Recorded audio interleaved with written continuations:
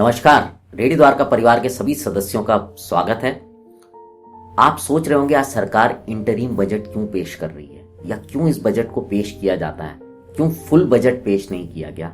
आइए मैं आपको बताने का प्रयास करता हूं कि क्यों सरकार इस बार इंटरिम बजट लाई है। देखिए, जब भी ऐसा होता है कि जब चुनाव होने वाले होते हैं या कुछ ऐसे कारण होते हैं कि सरकार के पास फुल बजट पेश करने का समय नहीं होता, तो उस समय इंटरिम बजट लाया जाता है। और ये कोई पहली बार नहीं हो रहा, इस तरह के इंटरिम बजट पहले भी आ चुके हैं और करीब करीब 14 इंटरिम बजट पेश किए जा चुके हैं। और इस बजट में जो एक बात होती है वो सरकार जब तक नई सरकार नहीं बनती तब तक के जो खर्चे हैं उसके बारे में वो बताती है, लेकिन पिछले साल जो उसके खर्चे हुए, जो उसकी आमदनी थी, उसका भी पूरा ब्यौरा दिया जाता है।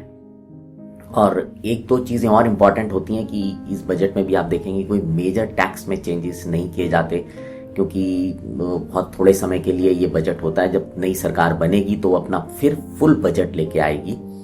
और इसके अलावा इसमें एक और मुख्य बात जो होती है वो ये ध्यान रखने वाली है, जो सुनने वाले हैं उनके लिए समझने वाली बात यह है कि इसमें कोई इस तरह की भी बड़ी घोषणाएं नहीं की जाती जिसका कि चुनावों पे प्रभाव पड़े।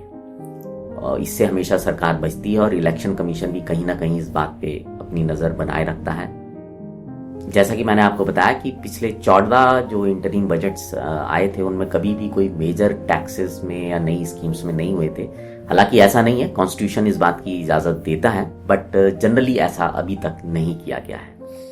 और एक जो आम आदमी के समझने की बात है वो ये है कि जो पूरा बजट होता है उसमें सरकार अपनी पिछले साल के इनकम और एक्सपेंडिचर के बारे में बताती है, यानी अपनी आय और खर्चों के बारे में बताती है, और अगले साल के पूरे प्रपोजल होते हैं वो पूरे साल के होते हैं। जबकि जो इंटरिम बजट होता है इसमें पिछले साल की जो आय और खर्चे हैं वो तो बताए जाते हैं, लेकिन जो इस साल का होता है वो सिर्फ उतने 2-3 महीने जब तक का टाइम होता है उसके बारे में ही उसकी चर्चा की जाती है। क्योंकि बाकी जो फुल बजट जब आएगा तो जो भी नई सरकार बनेगी वो अपना फुल बजट पेश करने का अधिकार रखती है और वो उसको इस्तेमाल करेगी। उम्मीद करता हूं कि इस कार्यक्रम से आपकी जो जानकारी है वो थोड़ी सी बड़ी होगी। अब आपसे विदा लेते हैं, बने रहें रेडियो द्वारका के साथ।